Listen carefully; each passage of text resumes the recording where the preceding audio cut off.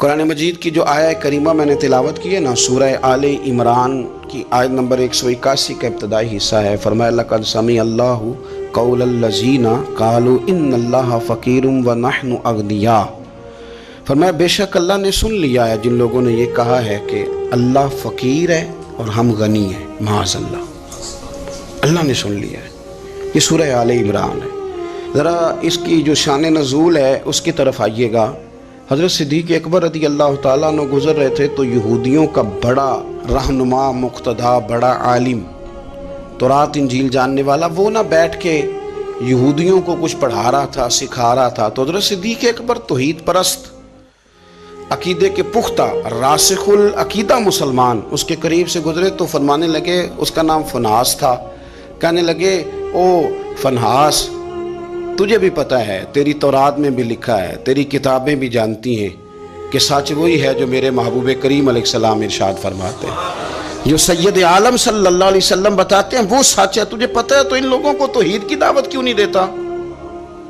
یہ پھر شرک میں، بت پرستی میں، کفر کی طرف بڑھتے جا رہے ہیں۔ ان کو پیغام توحید دے، یہ اللہ تبارک و تعالیٰ کی عبادت کریں، اس مالک کی جس نے میرے نبی پاک کو اپنا رسول بنا کے بھیجا، اس طرف ان کی رغبت دے۔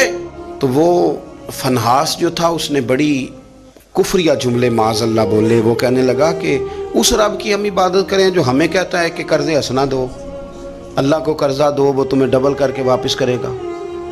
صدقات اور زکوٰۃ کا معاذ اللہ اس نے مذاق اڑایا، کہنے لگا اللہ ہم سے کہتا ہے میری راہ میں خرچ کرو، معاذ اللہ استغفر اللہ۔ کہنے لگا اس کا معنی تو یہ ہوا نا کہ ہم غنی ہیں اور اللہ فقیر ہے۔ ہر سوال کے جواب میں دلیل نہیں ہوتی، کچھ لوگ جو ہوتے ہیں ان کا علاج کچھ اور بھی ہوتا ہے۔ جب اس نے رب کی شان کے بارے میں یہ بات کی نا تو حضرت صدیق اکبر نے پھر ایک زور کا تماچا اس کے منہ پہ مارا، ایک تھپڑ مارا، ایٹ سیٹ تے پکڑا کوار گندہ لذی اور بھی بوٹیاں جاننے، ایک لگائی زور سے اس کے منہ پہ، اور جب وہ دھڑام سے گرا نا، یہ دیکھیں نا تھوڑے دن پہلے یہ ہمارے جنوبی پنجاب میں کیا تماشا لگا ہے، قبر کے گرد لوگ گھوم رہے اور کہہ رہے ہیں لبیک اللہم لبیک۔ کیا ہمیں غصہ نہیں آتا ان چیزوں پہ؟ ہمیں جلال نہیں آتا؟ اس طرح اسلامی شعائر کا مذاق اڑایا جائے گا؟ شرم نہیں آتی ان لوگوں کو؟ عقیدہ توحید کے معاملے میں ہمیں غیرت مند ہونا چاہیے۔ میرے رسول کریم صلی اللہ تعالی علیہ وسلم نے ہر گلی، ہر چوک میں یہ نعرہ لگایا کہ لا الہ الا اللہ۔ حضور نے پیغام توحید دیا ہے، ہمیں شکن تک نہیں آتی، جو مرضی قوال بک جائے، جو مرضی وہ کفر کہہ جائے، کوئی پوچھنے والا نہیں، جو جس طرح کا مرضی کو شعر پڑھ کے گزر جائے، کوئی طبیعت نہیں، کوئی نہیں پوچھنے والا کہ آپ کہاں کھڑے ہیں، آپ نے کیا کہہ دیا۔ حضرت صدیق اکبر نے تھپڑ مارا۔ اب وہ چونکہ ان کا بڑا مقتدا تھا، پیشوا تھا، وہ حضور سید عالم صلی اللہ علیہ وسلم کی بارگاہ میں آیا اور وہ سارے لوگ آئے، نے آ کے کہا جی ابو بکر نے تھپڑ مارا ہے۔ تو نبی کریم صلی اللہ علیہ وسلم نے فرمایا بلائیے ابو بکر صدیق کو۔ حاضر بارگاہ ہوئے، آپ نے تھپڑ مارا ہے؟ کہا حضور مارا ہے، بالکل مارا ہے۔ کیوں مارا ہے؟ یا رسول اللہ صلی اللہ علیہ وسلم اس نے یہ کہا تھا معاذ اللہ کہ اللہ فقیر ہے ہم غنی ہیں، میرے رب کریم کی شان کے بارے میں یہ اس لیے جملے بولے تو میں نے مارا ہے تھپڑ۔ حضور نے فرمایا تو نے کہا ہے؟ کہنے لگا جی نہیں میں نے تو کہا ہی نہیں، میں نے تو نہیں کہا۔ اس کے جتنے لوگ تھے ان سے کہا بھی تم موجود تھے، اس نے کہا ہے؟ وہ کہنے لگے جی نہیں نہیں اس نے تو کہا ہی نہیں۔ عوام مسلمان تھا ہی کوئی نہیں جو جناب صدیق اکبر کی گواہی دے، جو صدیق کی صداقت کے لیے کھڑا ہو، تھا ہی کوئی نہیں۔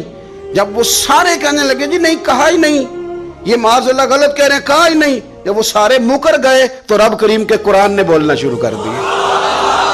یہودی مکر گئے اور جناب صدیق اکبر کی گواہی جب بندوں میں سے کوئی دینے والا نہ رہا تو مالک نے فرمایا میں جو گواہ ہوں ابو بکر صدیق، میں جو گواہ ہوں لقد سمع اللہ قول الذین قالوا ان اللہ فقیر ونحن اغنیاء۔ فرمایا کسی مسلمان نے سنا یا نہیں سنا، اللہ نے سن لیا ہے، اللہ نے سنا ہے اس کے قول کو جس نے کہا کہ اللہ فقیر ہے اور ہم غنی ہیں، قربان جائیں اس شخص کی عظمت کا کیا کہنا جس کی گواہیاں میرا رب کریم عطا فرمائے۔ وہ اتنے بڑے آدمی بیاں ہو کس زبان سے مرتبہ صدیق اکبر کا کہ محبوب خدا محبوب ہے صدیق اکبر، इतनी बड़ी शख्सियत। रब ने फरमाया कि किसी मोमिन ने सुना नहीं सुना, अल्लाह ने तो सुना है ना, अल्लाह ने सुन लिया, इन्होंने कहा है।